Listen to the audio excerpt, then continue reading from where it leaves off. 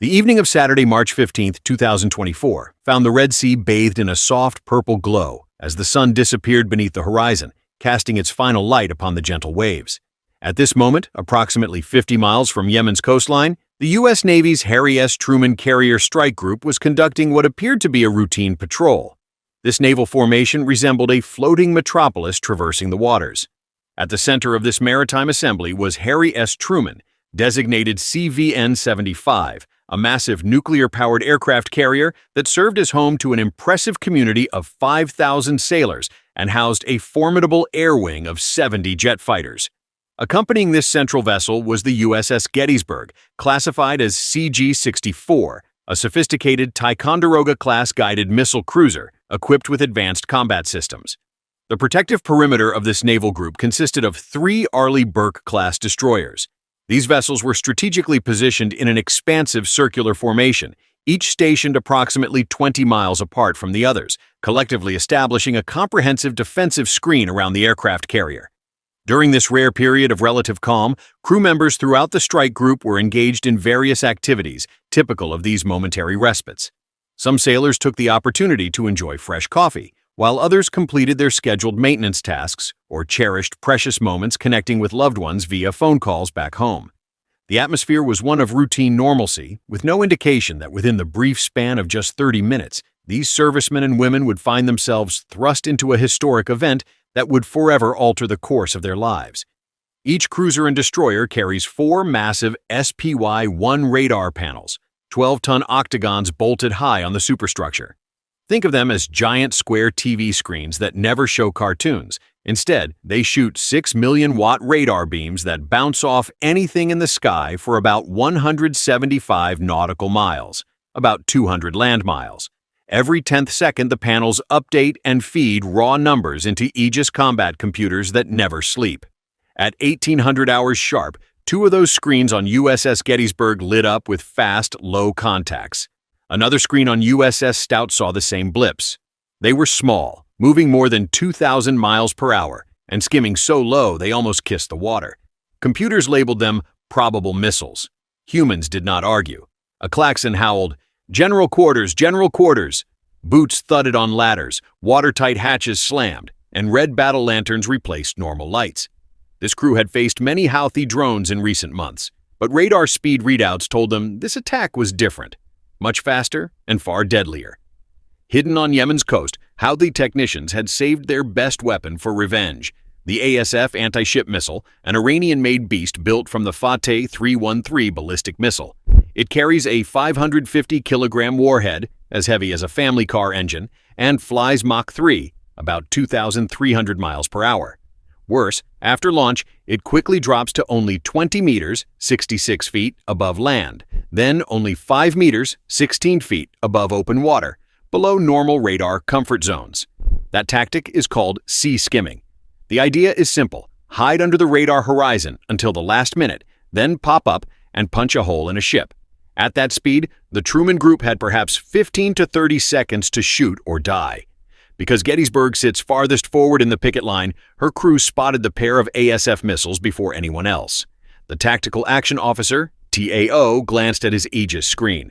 Aegis recommended launching SM-6 interceptors, the Navy's fastest air defense missile. He barked, "Engage! 2 birds!" SM-6 is special because it carries its own active radar seeker in its nose. Older SM-2 missiles need the ship to shine a radar spotlight, an illuminator, on the target from launch all the way to the end. SM-6 doesn't wait. It actively pings constantly, so reaction time is shorter by crucial fractions of a second. 20-plus miles out, the SM-6 seekers locked. 2 bright flashes on the horizon meant the threat was gone. Cheers lasted half a heartbeat, because new blips now cluttered every screen. These newer weapons, known as Al-Mandab 2, represent enhanced versions of the C-802 cruise missile platform. They possess a considerably extended operational range of approximately 300 kilometers, equivalent to 186 miles, allowing them to strike targets from significant distances. While traveling at speeds reaching about Mach 0.9, translating to roughly 700 miles per hour, they utilize sophisticated radar guidance systems controlled from ground stations throughout most of their flight path. In the final critical moments before impact, an internal seeker mechanism activates to ensure precision targeting. Though these missiles move at velocities lower than the ASF variants, they nonetheless retain devastating destructive capability, easily capable of inflicting catastrophic damage to even heavily armored warships. What made this particular attack especially concerning wasn't just the individual missile capabilities, but rather the substantial quantity deployed against the naval forces. A missile budget. Why you can't fire everything. Each destroyer carries 96 missile cells, but not all are loaded with anti-air missiles. Slots also store Tomahawk cruise missiles for land attack, ASROC rockets for submarines, and ESSM quad packs for close defense. A realistic warload might be 45 to 55 SM-2 or SM-6 interceptors, a lot on paper but easy to burn in days of constant action. Worse, missiles cannot be reloaded at sea. If you waste them all on decoys, the next bigger wave could arrive when you're empty. So the captains of Stout, Jason Dunham, and the Sullivans had to think smart, not fast. The magic of CEC, sharing eyes, doubling reach. All three destroyers and Gettysburg link electronically through Cooperative Engagement Capability, CEC, a jam-resistant two-way radio network that sends 850 megabytes per second of raw radar data. Picture 4 people, each holding a flashlight. Alone, each can only see his own beam, but CEC lets everyone look through everyone else's beam. If Jason Dunham, East Pickett, sees a missile 100 miles out, Stout, West Pickett, instantly sees the same track, even if her own radar can't reach that far yet.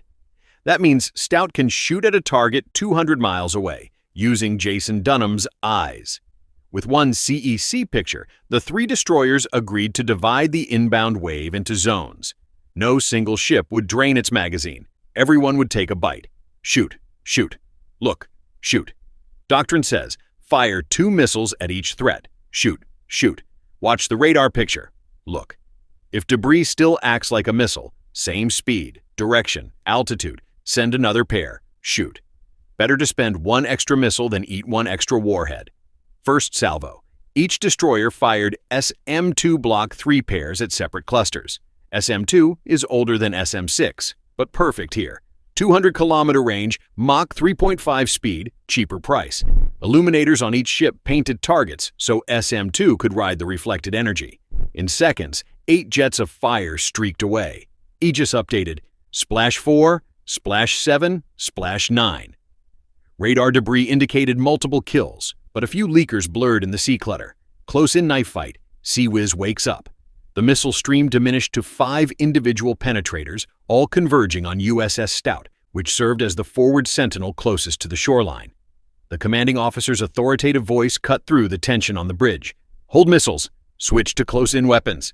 In response, Stout executed a sharp turn to starboard, positioning her forward phalanx CIWS turret toward the incoming threat.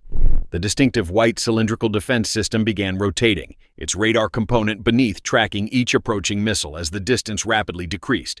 8,000 yards, 6,000, 4,000.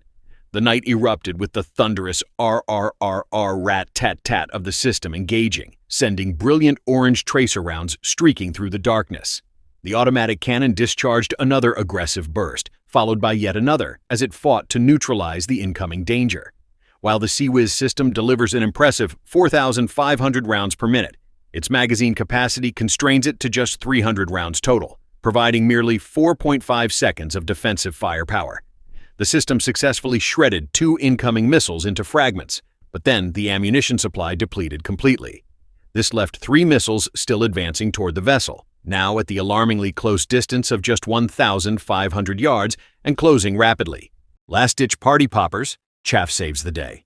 Now the bridge issued one final command. Deploy SRBOC. SRBOC, which represents Super Rapid Bloom Offboard Countermeasures, functions essentially as maritime defensive pyrotechnics.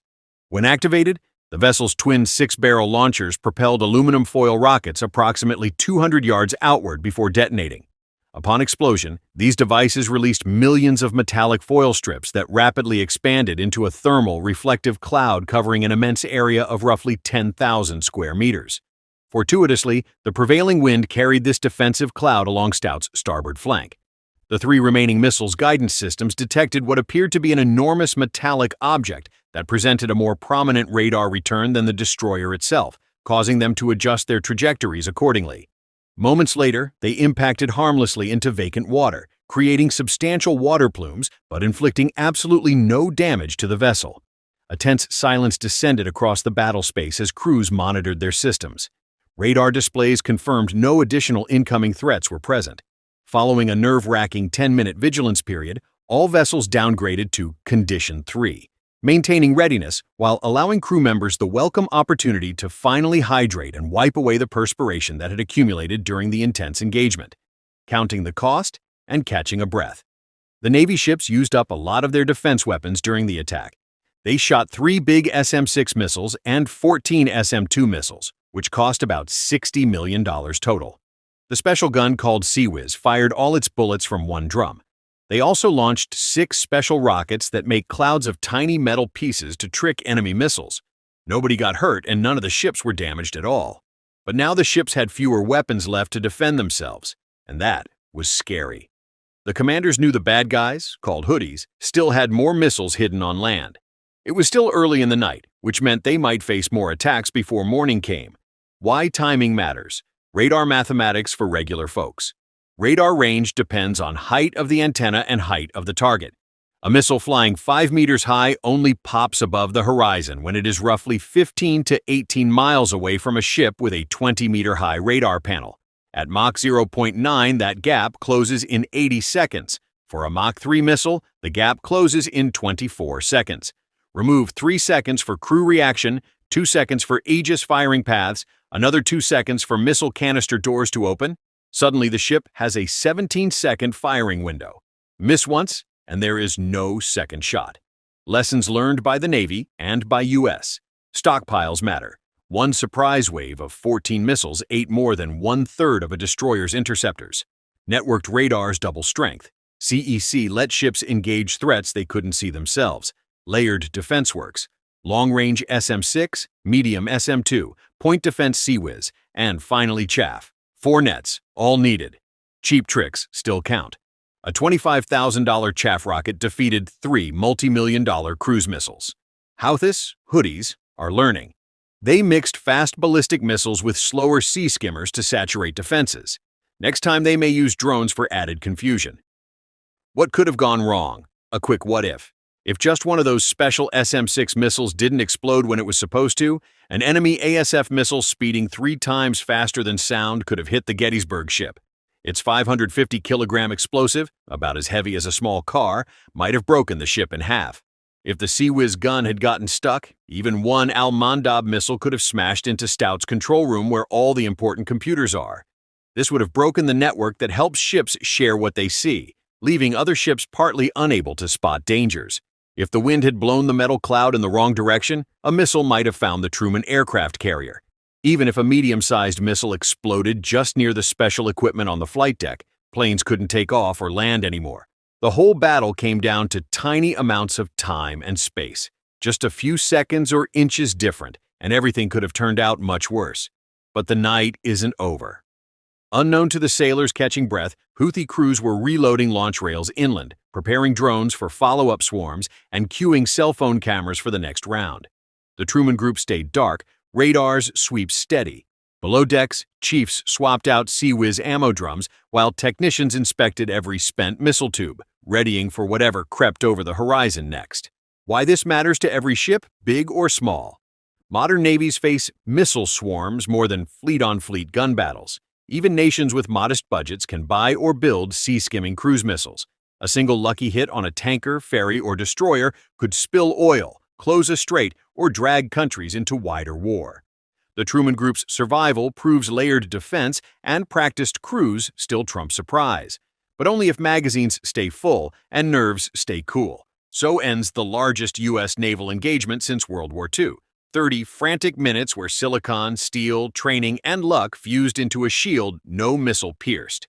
Yet the story is also a warning. Attackers will adapt, stockpiles will shrink, and the sea will stay wide open.